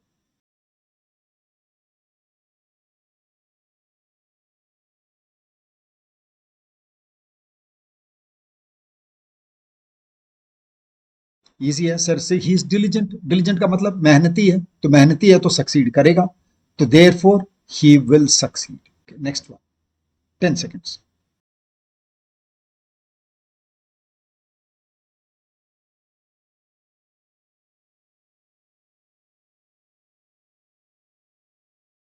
ओके, बहुत इजी है sir, bomb went off in the city centre, city centre में बॉम्ब फूट गया, बट फॉर्चुनेटली, भाग्यवश कोई भी हर्ट नहीं हुआ होगा। भाग्यवश बोलने के बाद कुछ लोग हर्ट हुए, तो वो भाग्य थोड़ा जो होता है, भाग्य है। ठीक है, तो sir only a few got hurt, somebody was hurt नहीं होगा, everybody was hurt नहीं होगा, तो nobody was hurt। Okay, fortunately बोले हो, बॉम्ब चला, फॉर्चुनेटली जब बोलते हो तो भाई कोई भी हर्ट नहीं हुआ, तो एक दो हर्ट होने से भी तो वो तो हुआ ही, तो दुर्भाग्य है। Each of the scholars, now ये तो सब्जेक्ट वर्ब एग्रीमेंट है, ऑफ द स्कॉलर्स फ्रेज है सर, ईच मेरा distributive,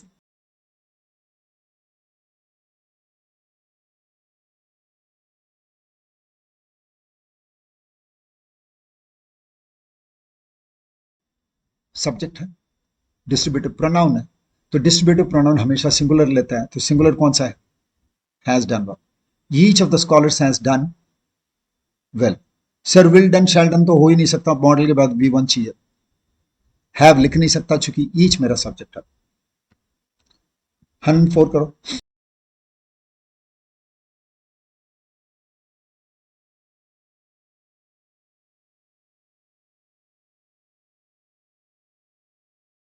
again sir same same issue है, डिस्ट्रीब्यूटिव एडजेक्टिव, ही आस्क्ड, ठीक है, whether either of the brothers, of the brothers क्या है, फ्रेज, ईदर मेरा डिस्ट्रीब्यूटिव एडजेक्टिव, डिस्ट्रीब्यूटिव प्रोनाउन है, डिस्ट्रीब्यूटिव प्रोनाउन हमेशा सिंगुलर लेता है, चाहे डिस्ट्रीब्यूटिव एडजेक्टिव हो चाहे डिस्ट्रीब्यूटिव प्रोनाउन हो, लेगा तो सिंगुलर। ईच, ईदर, नीदर हमेशा सिंगुलर के साथ आता है, ईदर और नीदर नॉर होगा तो वर्ब के नजदीक वाला सब्जेक्ट सब्जेक्ट बन जाएगा। ठीक है, तो यहां पर क्या होगा, वॉस एट, बहुत इजी इजी क्वेश्चन। ओके, इसको बताओ।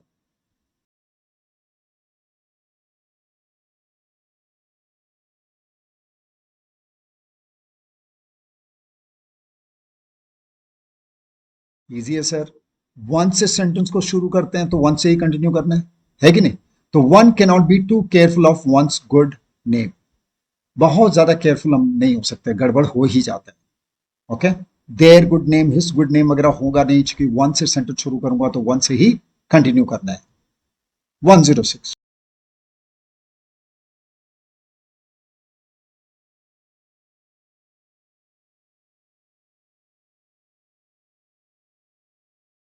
इजी है. The applicant is the native of this country so he has the right to vote. उसको वोट करने की राइट है. 107.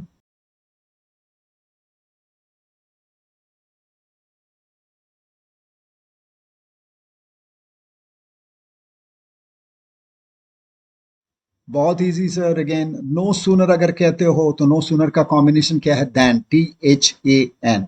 तो दैन तो एक ही में है. सही है. जैसे ही वापस आया वैसे ही फिर चला गया. वापस चला गया. जैसे ही वापस आया वैसे ही फिर वापस भी चला गया. 108. फॉर्चुनेटली.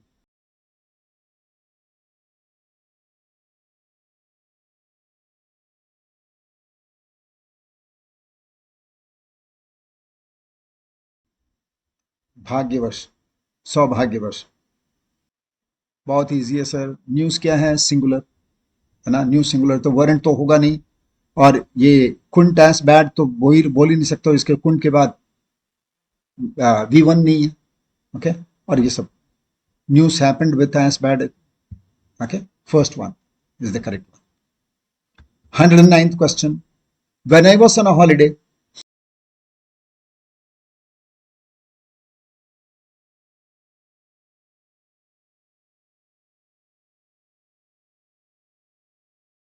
दो जगह फंस रहा है सर. ये या ये. ठीक है. My whole luggage were stolen या all my luggage was stolen. सबसे पहले तो सर लगेज की अगर बात करें तो वॉस ही होना पड़ेगा. तो ये तो खत्म ही करो. माई होल लगेज तो सोचो ही नहीं. क्योंकि लगेज के साथ वॉस आना चाहिए सबसे पहले. हाँ. माई पार्ट लगेज काम नहीं करता. ऑल माई लगेज चलेगा. My some luggage was stolen. My some luggage. Some of my luggage. All of my luggage या all my luggage. Okay. Some my luggage नहीं होगा. ठीक है. सम माई लगेज या माई सम लगेज ये नहीं होता. सम ऑफ माई लगेज होता है. ऑल को ऐसे भी लिख सकता हूं. ऑल माई लगेज या ऑल ऑफ माई लगेज. ठीक है. और वॉस तो होने ही होना पड़ेगा. तो ये सही है. लेकिन इन दोनों में फर्क बता दो सर. होल लगेज और ऑल लगेज में क्या फर्क होता है? होल का मतलब पूरा पूरी. पूरे एक चीज की बात कर रहा हूं. उसके टुकड़े की बात नहीं कर रहा हूं. ठीक है. और ऑल का मतलब है मेरे सारे. सारे और पूरा पूरी. ये फर्क है. होल का मतलब है पूरा पूरी. और ऑल का मतलब है सारे. ठीक है. तो आंसर है सी.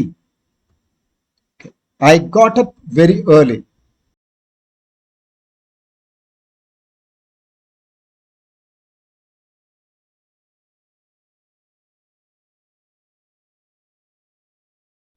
मैं तो उठा अर्ली. लेकिन वो तो और भी जल्दी उठ गया था. और भी वाला वर्ड कौन सा है? Even.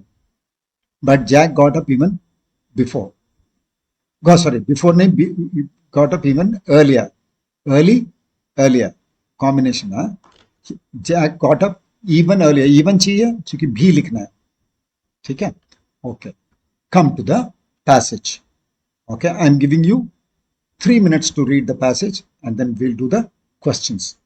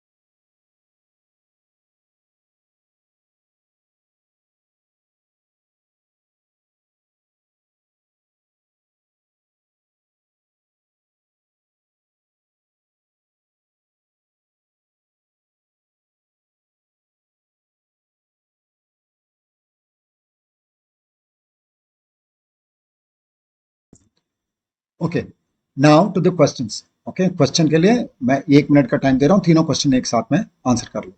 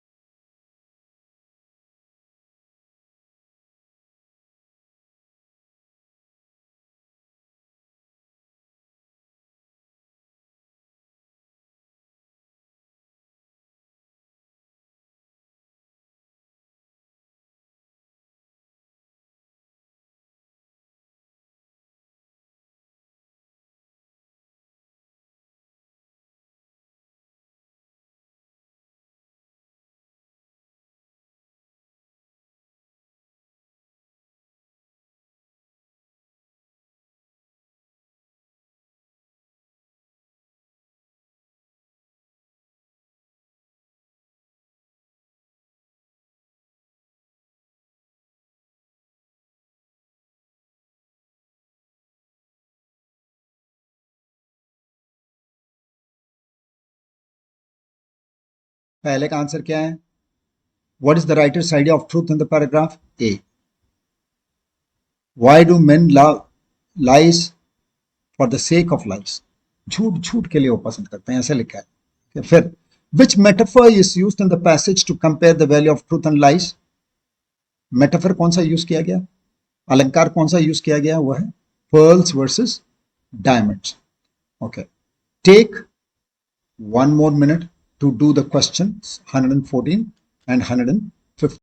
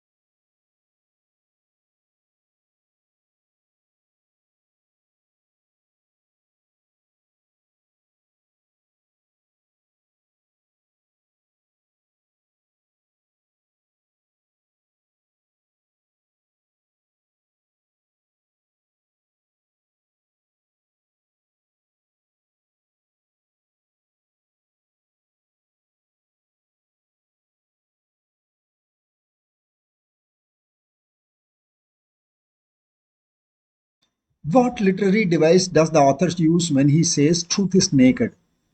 Truth is naked. Truth कैसे naked हो सकता है? वो आदमी तो नहीं है, पर्सन तो नहीं है, लेकिन पर्सन की तरह देख रहे हैं, तो ये पर्सोनिफिकेशन है।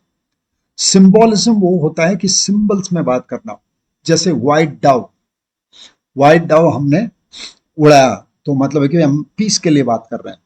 हाँ, सफेद कपड़ा मैंने वेव किया, तो मैं चाहता हूं कि भाई और लड़ाई ना हो। सिंबोलिज्म।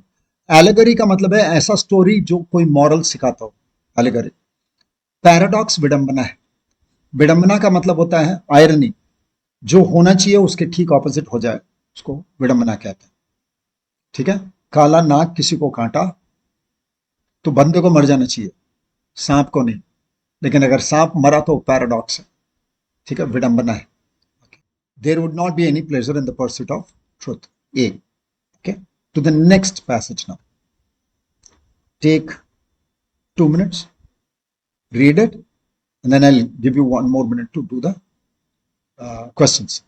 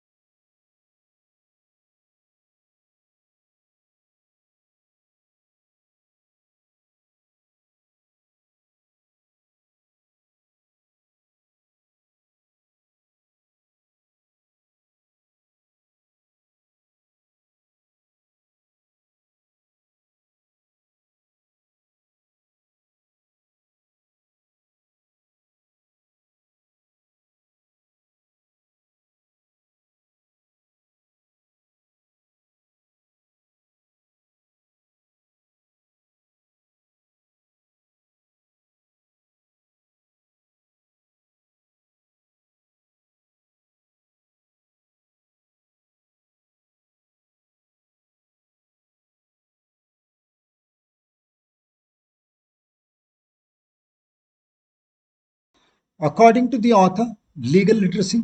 Try it. 1 minute लो.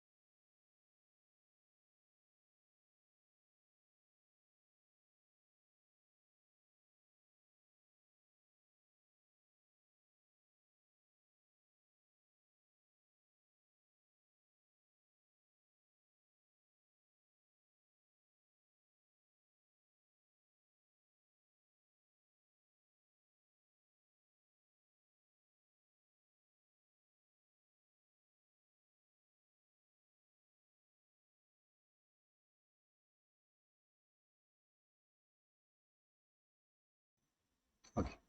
पहला है A. Needs to be interpreted and understood in consonance with elements of social custom and justice. 117 का बताओ. As a citizen, one is supposed to do what? Again, A.